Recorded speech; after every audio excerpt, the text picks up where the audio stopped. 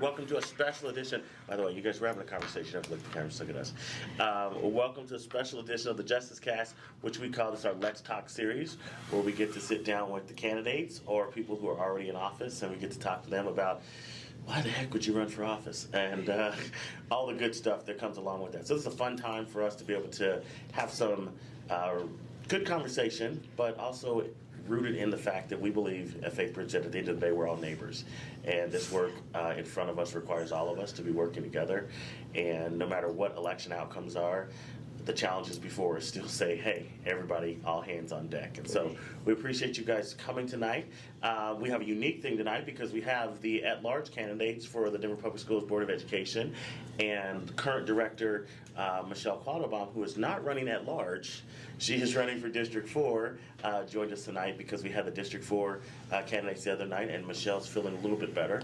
And so she said since she's feeling a little bit better, she was going to join the conversation, so we got to have all voices on these platforms. So we're excited about that. We're going to do introductions here, but these are not your normal, like, all the speeches I've heard from you guys is you introduce yourself at every forum. These are your first and last name and your favorite memory from school. There's going to be a lot of other ways that you get to talk and introduce yourself, but think about your first and last name, hopefully you know that, and then your favorite memory in school. And we'll start with Maya, who's not a candidate, but she works for us as our Chief of Operations and Strategy at Faithbridge, and she gets to kind of co-host this with us tonight. So. All right, well, my name is Maya, and my favorite memory from school. I'm very competitive, so I was on the soccer team, and I just remember playing East, and every single year is just such a competitive game, and everyone is so excited, and it was just the school spirit around when you play your rival, and just having a good competition. So that's one of my favorite Did you guys memories. win? That's the question. You know, we She's like, not win. Now that's we did not not a good lose, memory. but we did not win. Oh, the time. Yeah, so Okay, well, we'll it depends take on the year. Every year it's close. Okay. And it's either a tie or they win. So. But East has the greater winning record over South. I just want that to be. Historically, in soccer, yes. In other sports, no. Okay, all right. All right, Alex Magana, and the favorite memory that just comes to mind is I played football in high school, and I remember the final thing that we did at the last game as we walked around the track with a football, and then so every time I drive by that school down in Florida, I just remember that time. It was a whole different time for me. Were you a good football player? I was pretty good. Okay. Yeah. Like D1, NFL? Not that good. Okay. I'm Michelle Quattlebaum, and I'm not going to go with favorites. Okay. I'm going to go with most memorable. Okay. And that was second grade, Mrs. Lopez's class. And I had finally got fed up with her not allowing me to take a nap. So during second grade, I remember it. During reading circle, I just gently laid down and I took a nap because I remember constantly going home to my parents and saying, she just won't let me sleep. And so you won that day. I won that day. I got my nap in. So when I got home, I was able to play because normally I would go home, take a nap, and then, everyone's in for dinner and things like that. But that day, I got to play with my friends. Nice. Love that. Amy? I'm Amy Kleinmulk, and my favorite memory or most memorable thing from school is fourth grade. I had an incredible teacher named Mrs. Sims, and I had an undiagnosed learning disability, and everybody had basically told me that I just wasn't trying and I didn't care. And she looked at me and she's like, you are so smart. You've got this. And she helped me figure out what was going on, and she changed my life. Wow. Nice. That's good to hear. Wow. Nobody made me cry the other day, but that one almost got me. Thank God for teachers, right? For real. So we're going to start with this.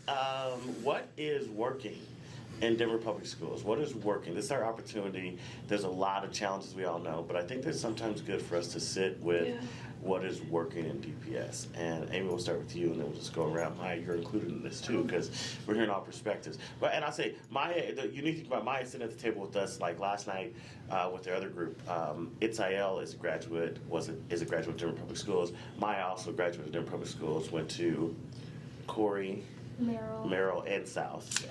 And then went to CU as she's rocking her team today, right? So having that perspective of somebody who's been through the system that you guys want to govern. So what is working? What is working? I think right now we're in a place where people really understand what the issues are and how we need to work to solve them. And I'm really impressed with the work that we're doing to make sure that we're looking at and starting to really focus on closing that equity gap. I think the groups that we've put in place to do the outreach, to train our school leaders and our teachers to really help bring that gap together is really promising. And for me, I think it's a great place for us to continue to build. It's really important to me. Yeah, every time, and it's a dialogue, so I'll let it run. So a little bit about your background. Tell folks a little bit about that, like how you got to this place. Yeah, so I've been an advocate for education my whole life. I've worked with organizations like Head Start. I started 2 education companies, and then most recently, I've been working as a special ed paraprofessional. Yeah. Which grade? First. Oh, nice. Yeah. Okay. Well, Yeah. great. Michelle was working. Well, no, current director. Now you should have a list. I do. I would say if we're going to do like the short list, and if you want me to expand, I can do that. What's working are supports with mental health are working, which everyone knows that that was very important to me, still is important to me. So we have practices in place for that. We have built out, excuse me, our Black Excellence Plan. So now we have the Black Student Success, where we're able to actually take a look, where we were able to take a look at the Dr. Sharon Bailey report and begin to implement things that were gaps in the report, which is paving the way for us to actualize the La Raza report. And of course, academically, we are doing great academically, or at least there's great progress. And you read my mind right there. yeah, I did. It's great. It's great progress. And the reason I say that it's great progress is one of the measurements that we use on how the system is working is we actually focus on Black students. And we're finding that with the state's most recent data release, our Black students over the past 3 years gained an average of 5% growth towards proficiency and 9% just this past year, a little over 9%. So we're on the right path academically. We still have work to do though. You most folks don't know, like you were a mother, you're a mom. Yeah, I'm a mother. And your mother, kiddos that were GW. GW. And one of your claims to fame is you helped to kind of lead some of the charge of the One George kind of idea. What was, I mean, why is that something that you thought was necessary then, and how's that working in your view? Yeah, and so I'm a crybaby, y'all. Yeah. Just because I feel that emotions are healthy, but I'm not gonna cry. So what happened is when my daughter, who was our oldest child, began high school, her first day in her first class, she was told that she didn't belong in the class because she was Black and it was an IB class. Of course, that did not sit well with me and her father. And there were other little things that were happening, like GW up until the 2017-ish did not get the IB symbol on the front of the school because it was not in compliance with the IB organization. And so based on the the harm that my child experienced, I realized that same harm was happening to other students as well. And so I was able to identify it as a racist system within DPS, and I worked for 6 years to dismantle it and rebuild something that is equitable. We're going to come back to this, so you just hold that. Everybody hold that, because we're going to come back to it. Mr. Alex Magana, what's going on? What's great or good right now? What's good is our educators are working hard and we're getting some results, and I think that's a good thing. More specifically, there are things to celebrate, of course, because of all the work that's being done, but I like what I'm seeing as far as some movement towards safety in our buildings. Okay. That we are being a little bit more intentional. I think there's still more work to be done, around that, from adding cameras to training to ongoing training to revisiting some of the systems. So, because that's been a heavy concern, and thank goodness for the bond that came across. They implemented it like they said they were going to do. So that gives communities and families, some reassurance. So those are a couple of things. Mine as a graduate, as an alumni of DPS, somebody works in this work. What's working? What do you think is good right now? I mean, I would say I'm very new, as in I went to school, but I didn't really know the system itself, and so learning how it all works in the last few years, I do feel like the bond, that process worked very well. Mm-hmm. The community engagement around that, the intentionality that the team had around, okay, we need community involved, was great.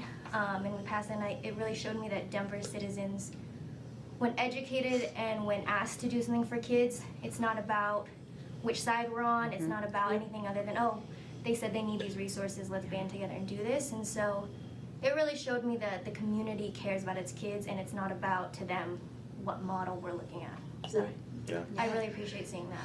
Yeah, I think from my perspective as a parent of kiddos who graduated DPS and one who's still in DPS, one thing that I think is working, Itzael said this yesterday and I echo it today, is that from my time leading DPS to now, there's been more opportunities for families, and by that I mean different school models, different options for them to choose the places that work for them. Like, all of my kids have graduated from a different high school and different public schools based on who they are as a kid, and that is, to me, has been a great thing. When you can go from a small high school like Manual to my other son, he actually left DPS and graduated from where his dad graduated from in Aurora, and then my other son graduated from a comprehensive high school at Northfield, and then have my latest daughter graduate from Denver Online, right?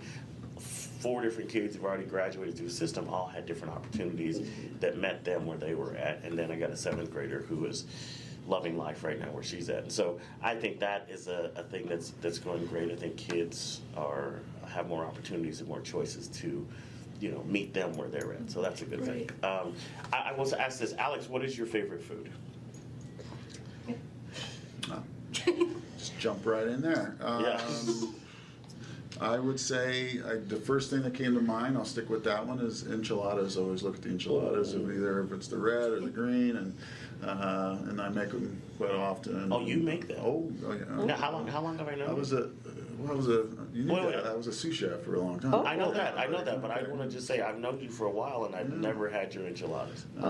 Just like I don't get your tacos. Oh, touche. Amy, what is your favorite food? Oh, you Mashed skipped potatoes. Ooh. Well, no, let's talk. Is these like the peel in their mashed potatoes still? No. Like, you have to peel them. Okay. Lots and lots of butter, lots and lots of cream. Just, I could Sounds live like on them. do you make them? I do. So right now it sounds like we're gonna have enchiladas and mashed potatoes right now. Sounds great. Do you do gravy?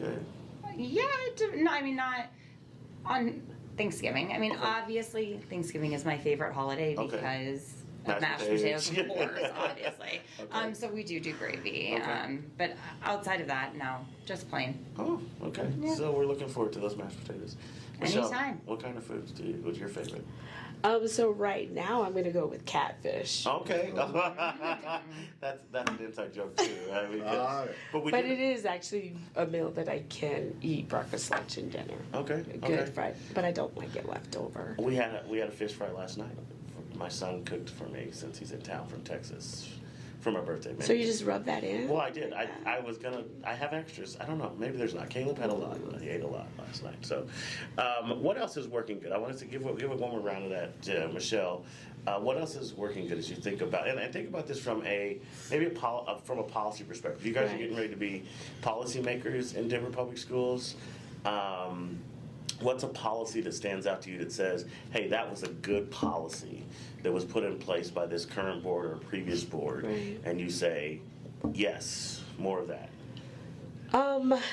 Well, I'm going to lead into our community engagement policy. And the reason I'm not just saying it because I authored it, but I did author it. But it's because we now have something in place for board members that may be shy or reluctant for whatever the reason is, because that's happened in the past, that don't want to get out in community. Well, they have to. It's part of our policy. It's how the board governs itself. And I relate that to student outcomes, because we need to know what's happening in the homes. We need to know how families are feeling. We need to know how students are feeling. And a board member can engage with the community many different ways. It doesn't have to be the standard town hall. It could be, I'm going to have a meeting with students. And that's my community engagement. So there's a lot of flexibility in there. And then also what it's done is it's shifted the mindset of the staff that supports the board within the district.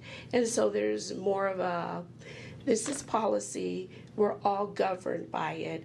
So when a board member wants to do a community outreach, they then have to make sure that we have the tools to make that successful. Or, I have to throw this in, ensuring that we're able to partner with community organizations to make that happen. I know a good one. So yes, and I have been known to partner with community organizations versus DPS staff, because there's something organic in that. Yeah, we talked about this plugging yesterday. in, There's a trust account that is required when you do community engagement, and right now the district has to own, and I think they have the trust account is not high, and it's not just the district, it's government, period. Right. And so when you have low trust account, you have to lean into people who have the trust capital. And so I appreciate you saying that part about leaning in with community. What's the policy that you shout out, Amy? Yeah, I think, because I agree a lot about the community, I want to talk about kind of what I've been experiencing most recently, going to engagement sessions, which are part of this experience. And I think in doing that, I am so impressed with the way that we've been engaging community in thinking about how we're setting the vision and how we are writing to make sure that we have a really clear vision to guide our district. And when I hear about how thoughtful we're being in the way we're using terminology that uplifts our community and doesn't continue to kind of create this same narrative of this piece of segregation and really thinking about how we bring community together. I've been so impressed by that. So I think, to piggyback on what you're saying, but to say just the incredible work that I see actually happening in engaging the community and creating the vision is so incredibly important. And that's something that I really hope we continue to do as a board, because some of the smartest things I've heard have come from the community and sitting in those sessions, and it's been amazing. Alex, what policy? I would lean more on what's happening at the school level. I think us standing up to the Trump administration on some of the things that have come out regarding immigration, the LGBTQ, but I'll talk a little bit about immigration. That's hitting home, and we're not hearing enough about it. I mean, just the other day, the principal called me at Governor Beacon and he said, "Hey, just heads up, one of the students' dad, there was an FBI raid, and that was just 3 blocks down the road." Yeah. And obviously the FBI has to do their job, and there's all kinds of issues. But then ICE came in, so just imagine the fear of that child, and fear of that community, and just barging in.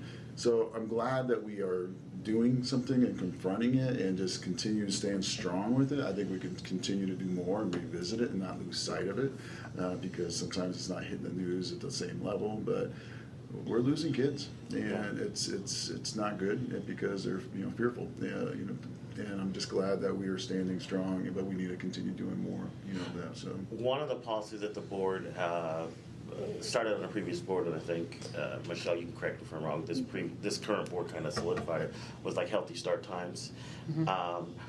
How do we feel about healthy start times? Do you guys have healthy start times in your own lives? my God. Or do you? Alex, how do you feel about I healthy? thought we're already going there. Yeah, I just want to know how it's going. This is more like, it's not wrong, but how's it going? Like, again, lived experience. Yeah. How is it going? Because I think when you talk about policy, and we see this at the local level of school boards, we see this at the city, but we also see it at the state. Because there's a lot of good policy that gets passed, but the implementation is usually the problem, right? So you don't, and this is a little tidbit for you. Like, I think a lot of times community doesn't get a chance to provide enough feedback Have a lot after to a say good on this policy, one. right? That a good policy maybe a good policy might get passed, but then the implementation kind of makes it miserable for people. Right. So Alex, Yeah. you live with a healthy smart time. I won't talk about the implementation, but I will say the impact of our schools. The theory, you can respect the theory and talk about it, but the part is that for our schools, the most highly impacted area, Title I, high crime, there's lots of challenges in that school. Their departure time's 4:45.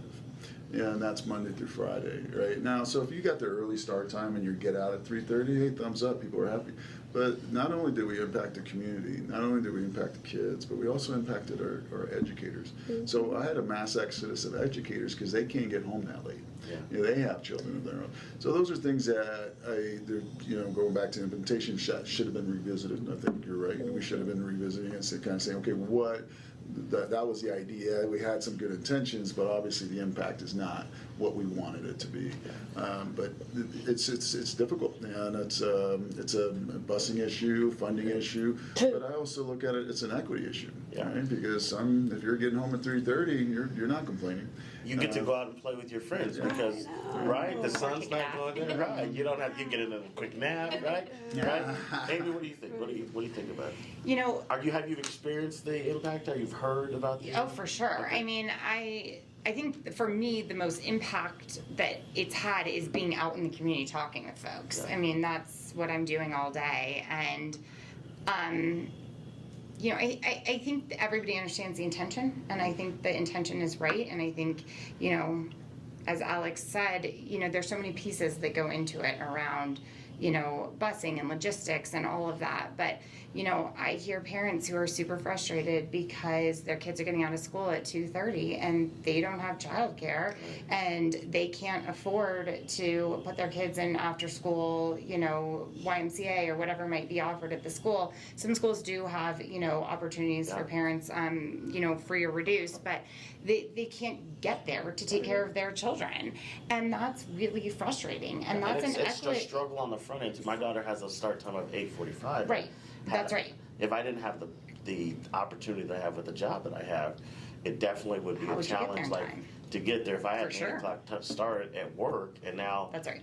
so it's a front end thing. And just a little funny thing, we work with high school students here in one of our programs, and when they talk about the late starts, they're like, oh, they want us to get more sleep. All we're going to do is stay up later That's now. right. Because they're like, Totally. okay, whatever, we get 2 more hours on the implementation. so, Michelle? Okay, so because I currently serve on the board, I have to say that the Healthy Start Time policy was passed prior to me serving on the board, but I do respect Do you want me to Thank you, Scott Balderman. I'll just say it was I his do big respect thing. the He work loved it. that He went loved it. into the research. Yes. Now, when I got on the board, I was the only one waving my hands, saying, wait a minute, let's take our time with this. Yeah. I understand the theory of it, but we also have to look at the makeup of our DPS community, and see if this is the best thing for us. And I was the only one on the board waving my hands. I was out there in the community saying, come to the board meetings, come to the board meetings, tell us to pause it, till we could do more community engagement. And I think what happened there is, because the implementation began prior to when I sat on the board 4 years ago, they were already in the midst of it, and there wasn't a clear understanding of what could happen. Yeah, it's hard to walk that back. It's right. Yeah. And so when the fallouts happened, and I did the best that I could with the school leaders that came to me in District 4, and trying to get them close to what would work for their families, and their educators as a whole. But I'm just one person, and I couldn't do it for every school in District 4, because we have like 1/3 of the schools. And it doesn't mean, some of the schools were very happy Right. with the 3:30 is time. nice, yeah. Right, very happy. Alan said 3:30. Fair. Right, and so I also worked with schools that maybe had some of those, the later start times, and even some that had an earlier start time in our elementary, in working with the superintendent to get those schools additional funding. So that they could have before and after Again, school going back care. to policy implementation and monitoring. A policy like this gets passed, Right, where's the data that's telling us that it's working versus, I think we don't do that well enough in the Right. education space, and not just education space. I think any kind of place where we're doing policy, we're not saying, okay, Healthy Start Times was implemented because of this, and I think Alex, you might have said it, Amy might have said it as well. Is like everything that we pass as a board policy should be tied to outcomes for students, Right. And so Healthy Start Times passed.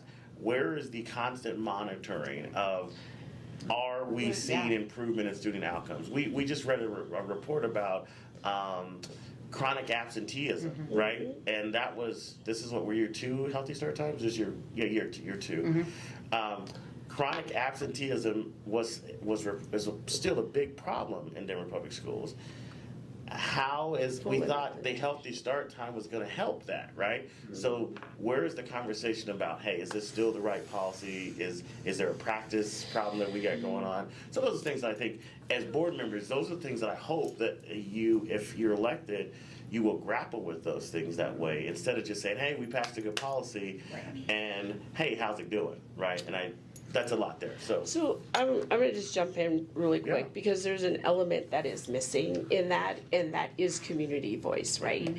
So yes, to everything that y'all said, that's what I was saying. Like, But we there need was to. voice, there were people speaking up on. You see it, right? There were people speaking up on it. If you were the only one that was listening, great. But but no one else was listening, because we were sending families, and families were complaining. There was a whole line of people, because it happened so abruptly. But they just pushed forward, which created the problem that we couldn't get back.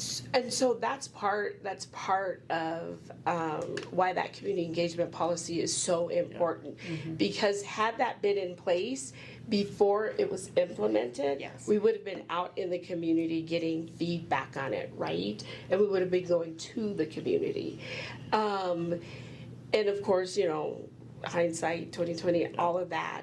But now what I'm hearing is we're tired of the start times changing. Yeah, for sure. We now have a system in place, do not change it, because I went back to the community and said, what do you want me to do with this? And it was, we're tired. Yeah. Yeah.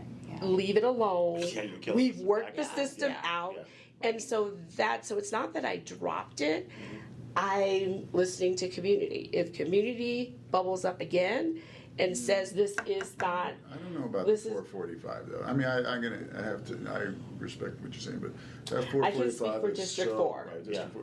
That, and then the schools that were listed, if you list Yeah. all the schools, you start to kind of question the Right. equity piece, because some of those schools are, either highly impacted schools, which were extending that time. Right. And having the additional resources is great, but really what the resources we need is to have additional transportation, right? Right. We need to look at our busing routes, look at the contract for the buses and say, hey, why are we not able to provide more routes as opposed to keeping kids in there longer? And it does So- come down to I think just Alex that. I think Alex this makes a is where great it point gets though, a Michelle, real little- quick. okay. I think Alex makes a great point about, because again, we like to educate folks. Policy governance, this is a thing where you guys pass this policy.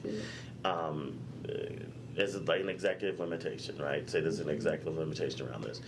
The superintendent then comes back with the reasonable interpretation, right? So really the implementation plan Right. is set by the superintendent. Right. I wonder how we get policy passed that gives us, that has a reasonable interpretation that does not holistically look at the entire system impact, right? Like how does something get passed if 3:30 works in Northeast, but we know at 4:45, I'm just telling you, 4:45 is rush hour time, that's all that kind of stuff. It's 4:45 for a teacher probably means 6 o'clock you leave the building, right? And for a student, that probably means about the same. But I mean, I think about the impact of after school clubs. I think about the impact on athletics and all these other kind of things. You just extended that day to maybe 7 o'clock, right? Yeah. And so you got teachers who are in that building 7 to 7, right? 12-hour days, right? You got administrators, you got all those folks that are in those buildings. I want to know, as a board member, how would you avoid that kind of policy, executive limitation, reasonable interpretation being put in place if it does not thoughtfully look at the whole, not just a part, right? Because if it works for Northeast Denver, Right, that's but it causes struggle everywhere else, and I'm looking at both the at-large folks, how do you give voice to making sure that everything we're looking at takes into consideration everybody? How do you do that?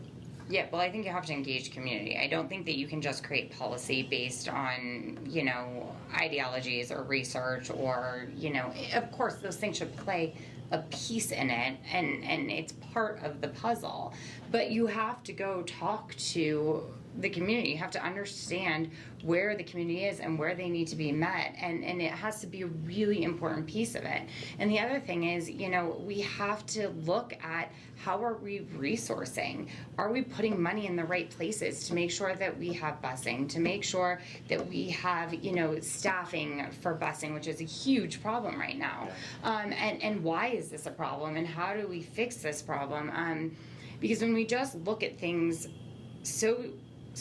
from a small lens, that's really scary. And the other thing that I think is so important, and something that I've really learned in every aspect of what I've done in my career, is that we are the conduit to coming up with what helps the people that already know the solution to their problem. I think that's the thing, is we cannot come in and dictate what the solution is. We must listen. We must be in constant engagement. That is the only way that you actually serve. Because in my experience, the answer is always there within the community. It's just how do we actually execute it? Right. How do we make it happen? And our job as board members is to really ask those hard questions, do what we can to get the roadblocks out of the way, to be creative, to find resources where people may say, hey, we can't do it, it's just not possible. Right. And then to put the policy with that gives that full picture forward so that a reasonable interpretation of it is representative of the whole community that it's serving. Director Caldwell talked about, and Alex, I'm going to get you. Michelle. Appreciate that you led on this, right? And she knows that I really appreciate her push for this community engagement. Alex, I'm going to ask you the same thing. How do you engage an entire community? Because all of us have been at these recent executive limitation, end statements, reviewing that, right? Transparently, those meetings were not reflective of community. And I've been at mostly all of them, right? They were not reflective of community. How then, Alex, as a board member, when you know you guys are out there doing the community engagement because it's policy, this is supposed to be what we're supposed to do, when is a point as a board member do you say, hey, that wasn't at the level that was appropriate and there's no way we can make a decision on that? What is the level that you will feel confident as an at-large board member saying, we've heard from community? Before I answer that, I'm going back to the start. What problem were we solving for when that was? Because we never solved the problem. Yeah. Based on how I was seeing it as an outsider, even as a parent, we were trying to. Well, the problem we were solving for is saving money, right? And then where did that all go? So we need to really look at, as we're implementing, what problem are we solving for? Did we find a solution, and then is it helpful? Yeah. The selling point was we're going to save $7 million if we do this. Everyone's like, okay, great, but then the harm it causes across the board that's the part where the board needs to be very proactive in making changes. So how do you get all the people involved? I think this is the tough one, right? And you can have community meetings, we can have listening sessions, we can reach out, but there's a conduit in the communities, and that are touch points for our families. That's our schools. So I would like to hear from CSEs. I would like to hear from school advisories. I would like to hear from group associations, right?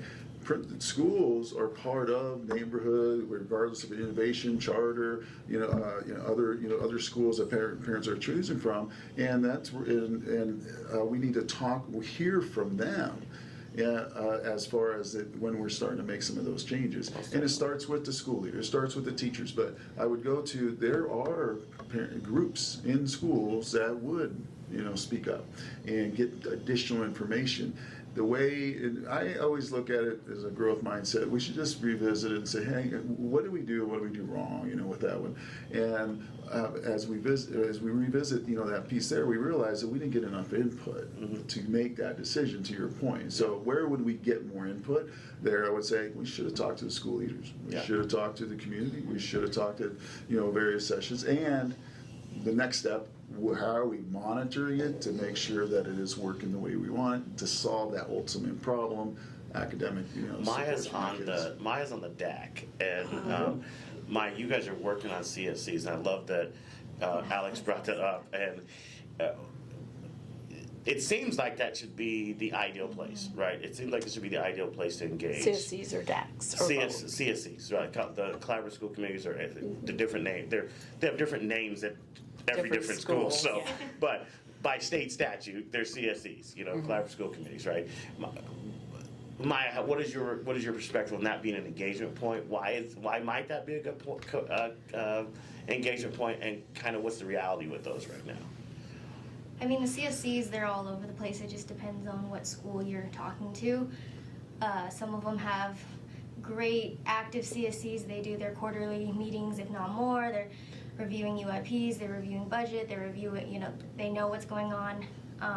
Then there's other schools who don't even know what a CSC is. They don't have multilingual speaking members, which is a requirement. Like, it's just all over the place. And even on the DAC, we are currently working on just getting understanding of what the CSC is, and then also we were all invited as a DAC to all the ends meetings, but the DAC just got new members. It's also trying to figure itself out, and so there's just so many gaps in knowledge when it comes to community that it's very hard for us to get to your point around actual progress monitoring and pipelines where there's people who know what's going on and then they can teach other people. It's just the gaps in knowledge makes it feel like everything's being done to community. Yeah.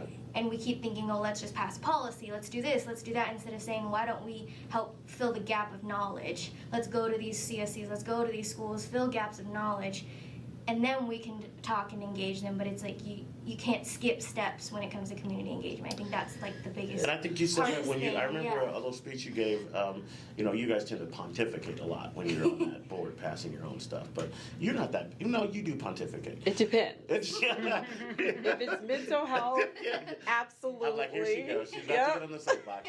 But when you were passing this, actually, I do remember Yeah. you saying some of what Maya was saying there.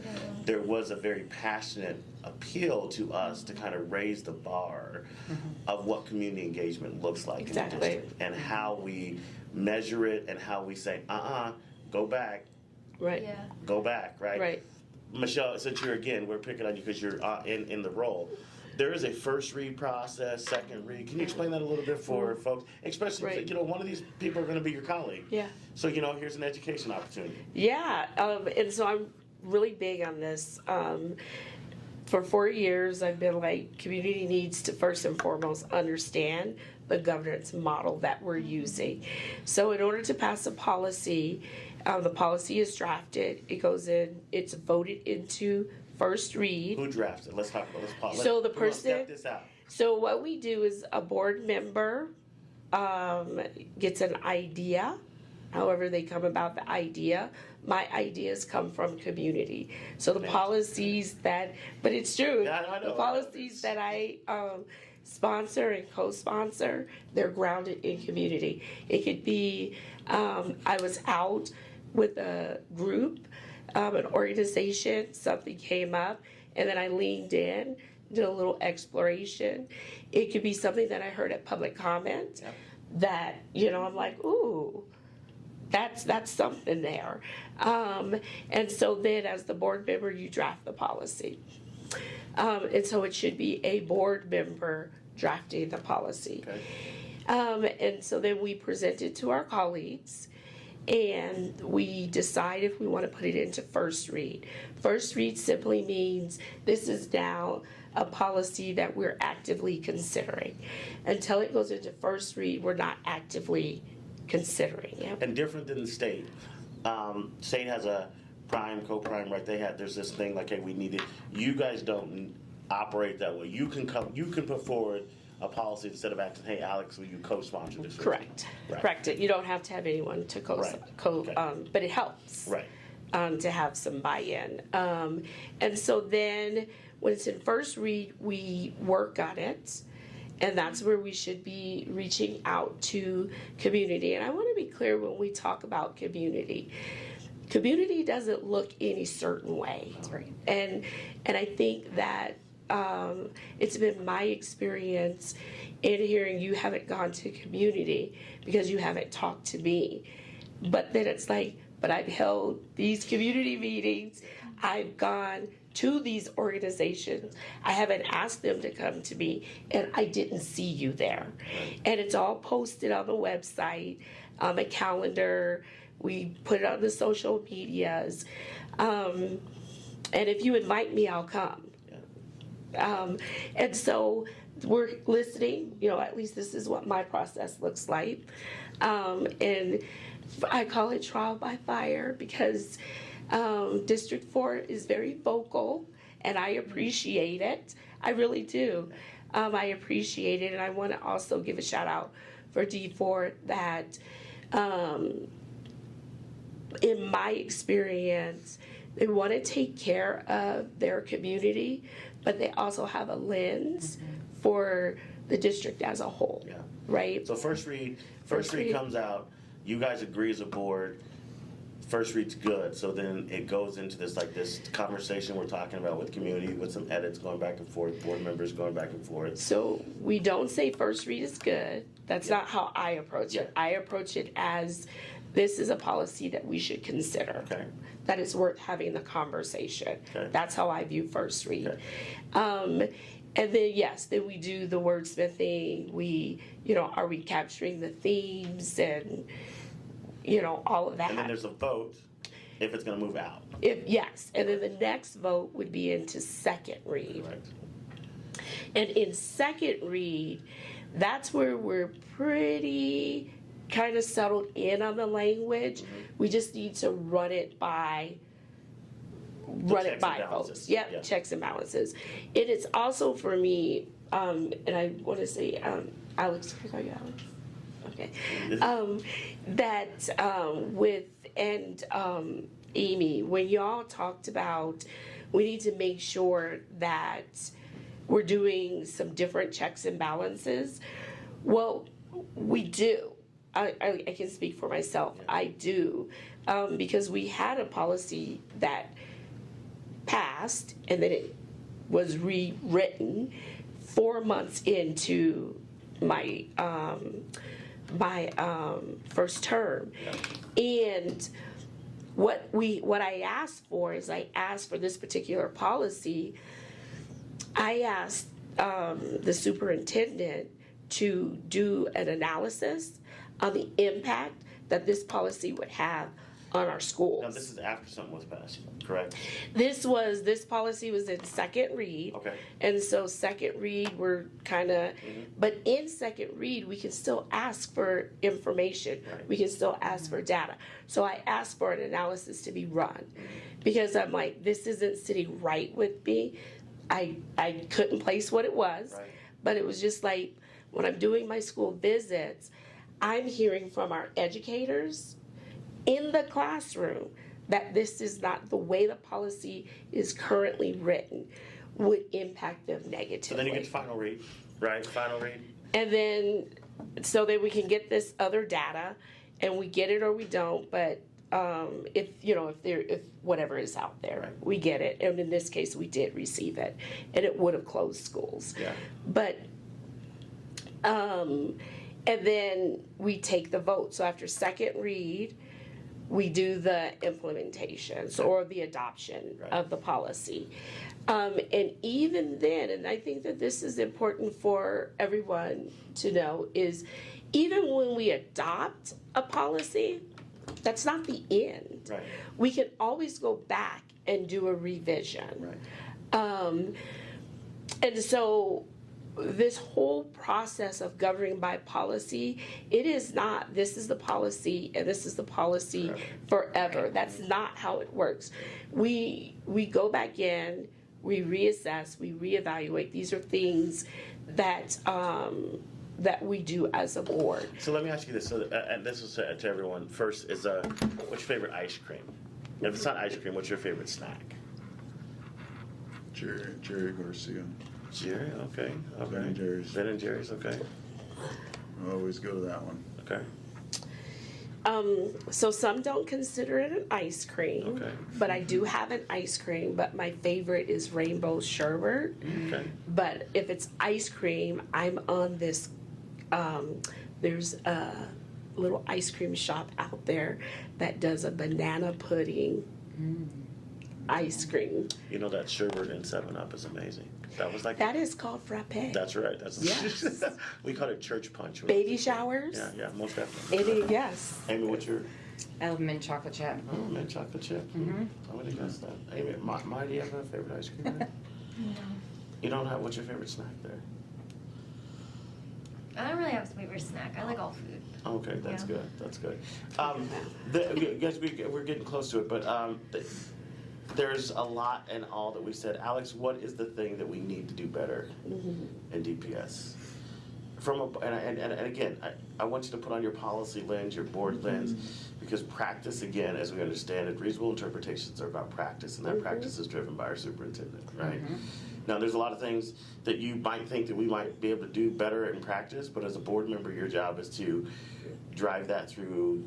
Is it 2-to-1s now you guys have with him, right? Or with Or designated staff. designated staff, right? So you have those opportunities to talk about practice. But really, as board members, your job is really at that policy level, and how you influence that practice is the conversations with him, but then also his evaluation. That's a whole other thing we can Whole talk nother about. thing.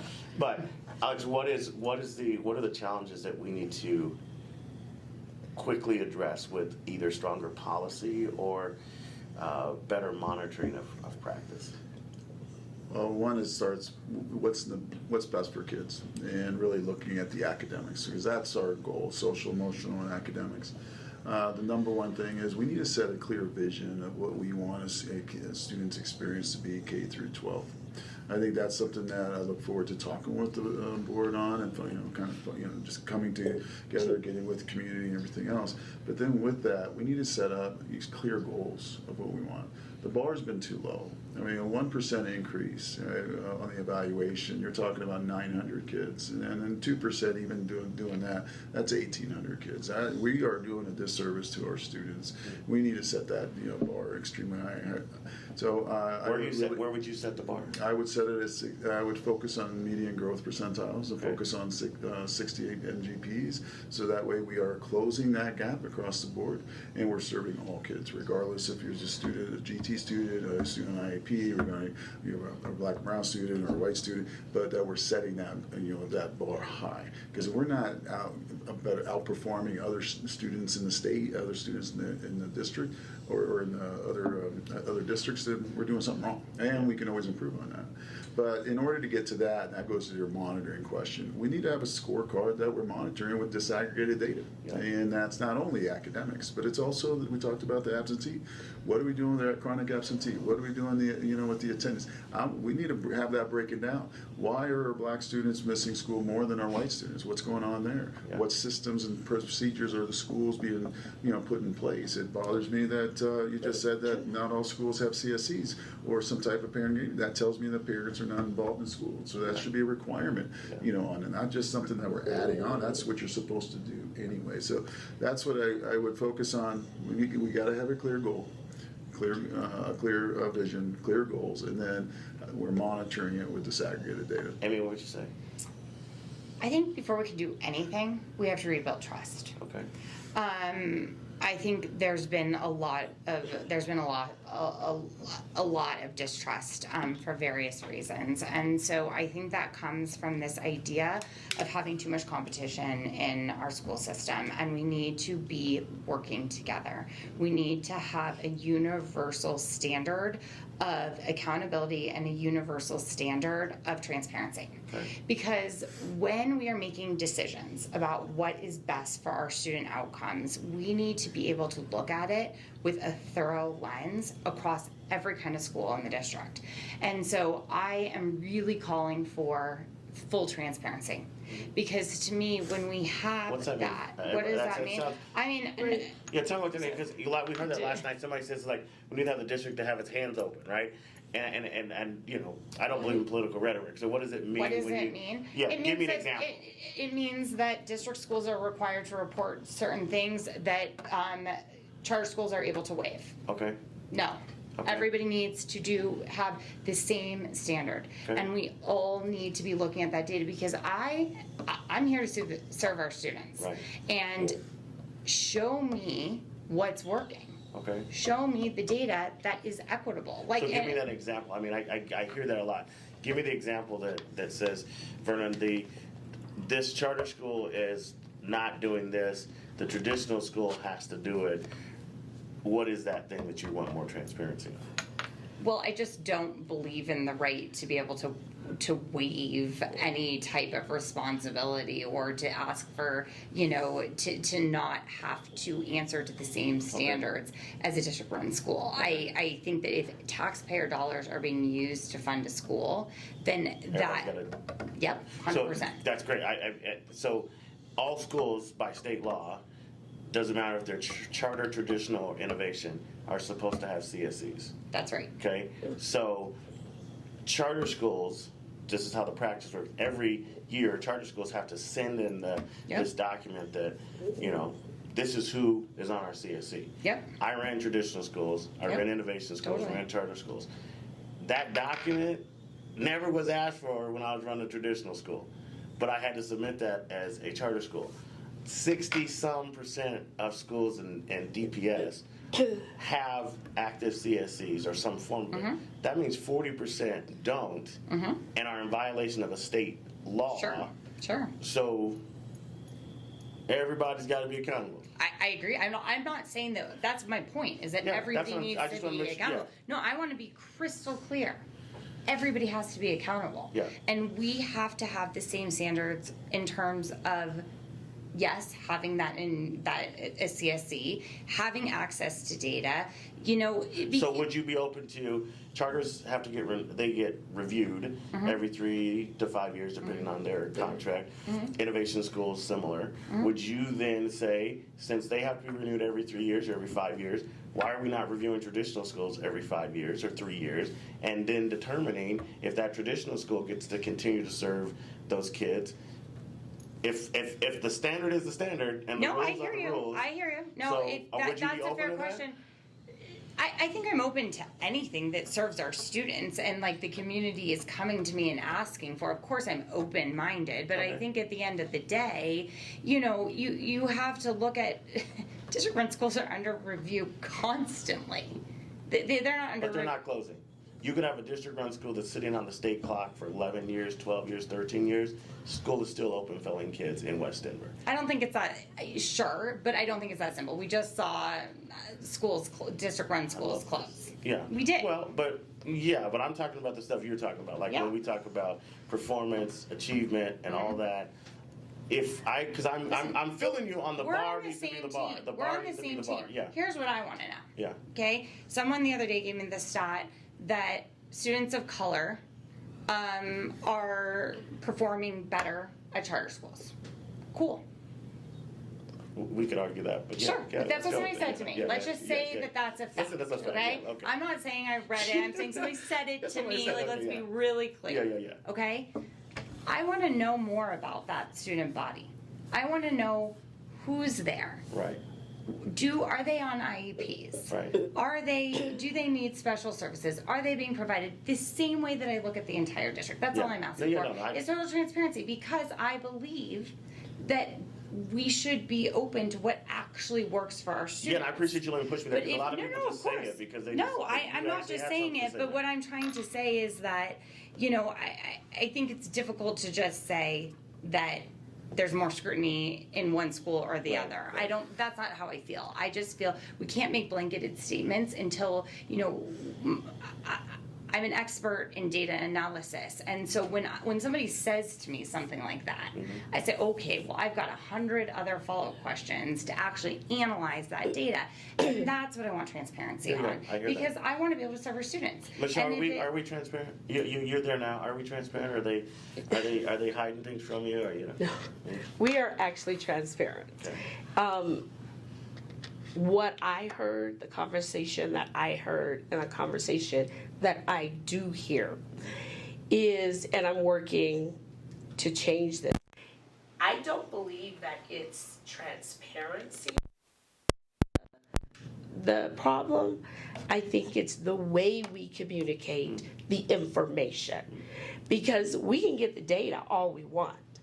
But me as a parent, if I don't understand what I'm looking at, I'm going to say you're not being transparent because it's not relatable to me. Kind of goes back to my sense of knowledge. It's a right. And Yeah. so exactly that. And so that's where we're sitting at. And we've been operating under policy governance for 4 years.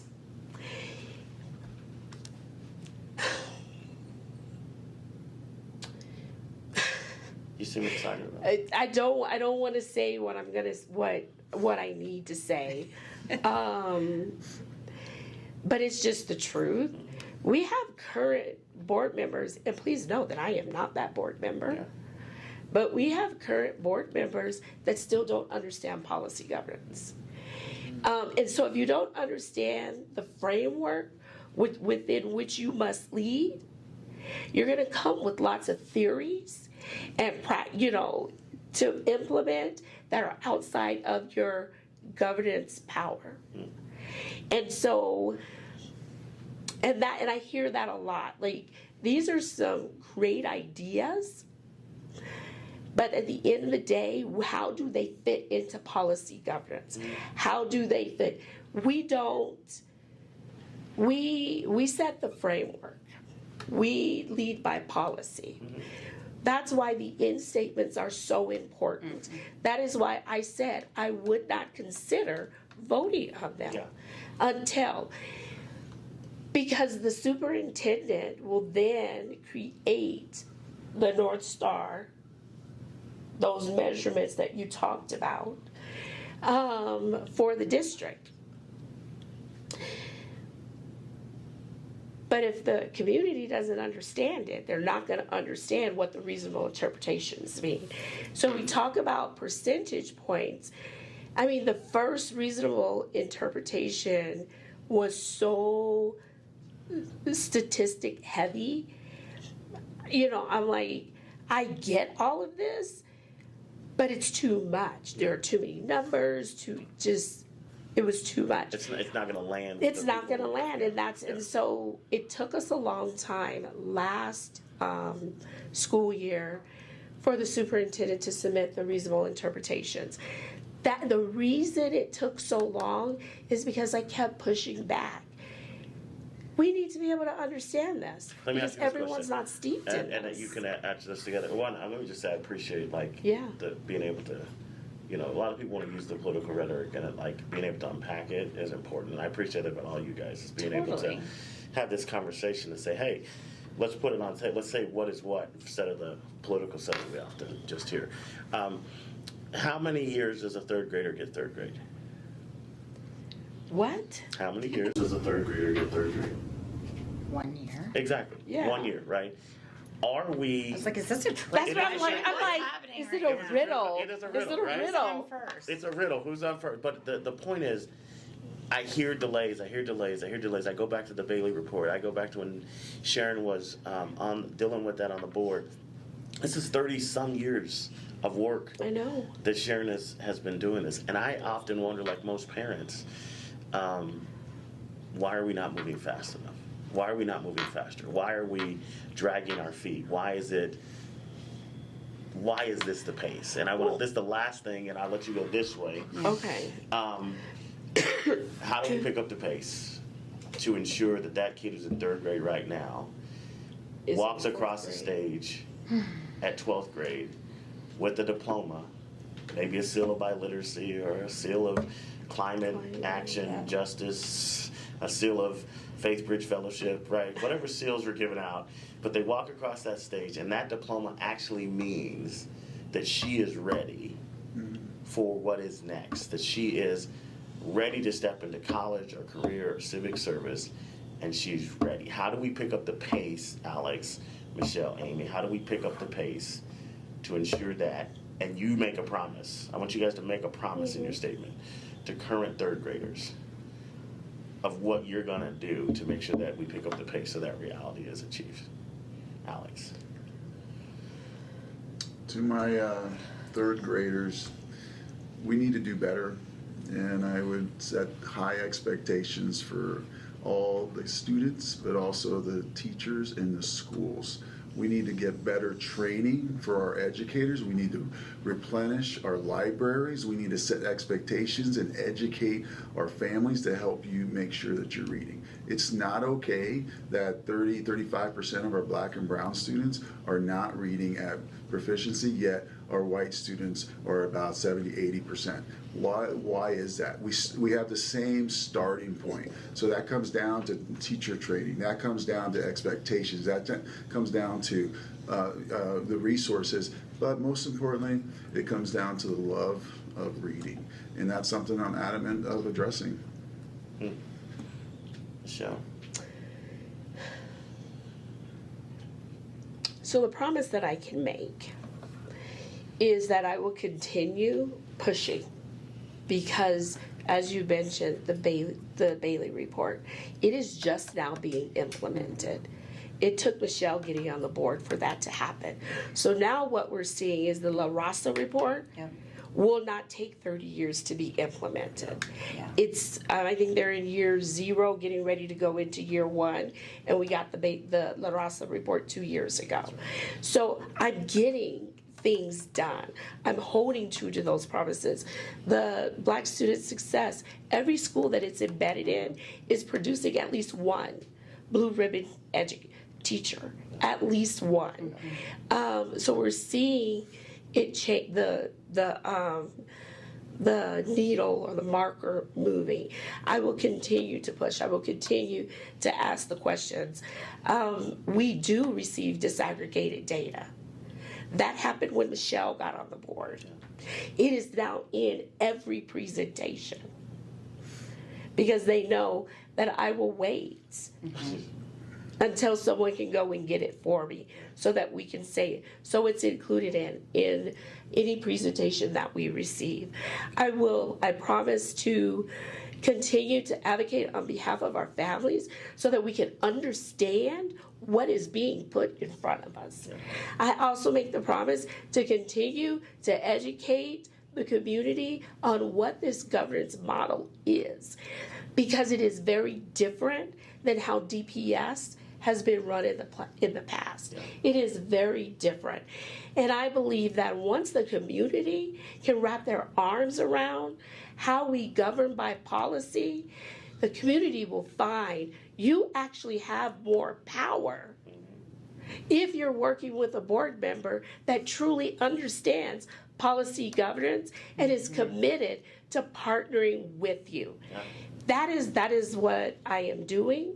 I promise to continue to do that. And I think I'll stop there. Yeah. Yeah. I promise that we are going to create an environment where what happened to your daughter does not happen. So that no matter who you are seen for your abilities, you're seen for where you might need extra support, and you're seen for your unique ability to give to this world, because that is the gift that our children are. Our children are the gift to our democracy. We are here because education is the foundation of our democracy, and it is so sacred. And so we have to make sure that that does not happen again. And it is my I'm going to do everything in my power. I want to say it's my promise that I will, implement policy that actually brings the gap and the disparity, like the gap that we're experiencing together. And in 4 years, I will sit here and you will say to me, what did you do? And I'll say, I did, because that is what I want. So my promise is to be held accountable. Yeah. My promise is to do the hard work, to ask the hard questions. I think we share this, that it's out there. The answer is out there. The data is out there. You just have to say, I'm not willing to budge until I get it, until I know that I'm doing the right thing because I'm guiding by my values. And my values will guide me. And so when I sit here in 4 years, I will tell you all the things I did to make these promises, but my promise is to be accountable, to show up every day, to listen, to constantly engage with community, and to do what's right for every single community in Denver, because that is my responsibility as an at-large member. Because it's 30 days. 30 days. Ballots drop in 9 days. Ballots drop on the 13th. So we want to wish you all well. Having been there and run this race, and both at large and District 4. That's what another cool thing about today was. I've been there. Yeah, right. I've been there. All the seats that you guys are in. And I know how stressful it could be. And Michelle and I know we've talked before. She's been on the board, and I always tell her, hey, go home. It'll be there tomorrow. Go home. And I just want to say that to you guys, after you walked, go home, relax, reset, because another day's coming. And we want to tell the folks who are watching it, to make sure ballots will be dropping. You've got Alex Magana. Yes, you got Alex and Amy who are running at large, making sure that you learn about them, making sure you hear about them. There's a big forum coming up on October 7th that they will all be participating at Regis University. We want to make sure you come out and hear from them. And then you have Director Quattlebaum, who's running for re-election in District 4. So ballots drop the 13th. You can vote early in Colorado and get your ballot filled out, sign it, get it returned. Or you can be like some of us old school people who, even if we get our ballots early, we like to vote on election day, right? So we want folks who are watching to learn more about you guys and press in, because I think, as we've all said, this is going to take all of us. No matter who wins the election, it's going to take all of us to get to where we need to go. So thank you guys for locking in and being a part of this special Let's Talk on our Justice Cast. Yeah, thank you. Thank you.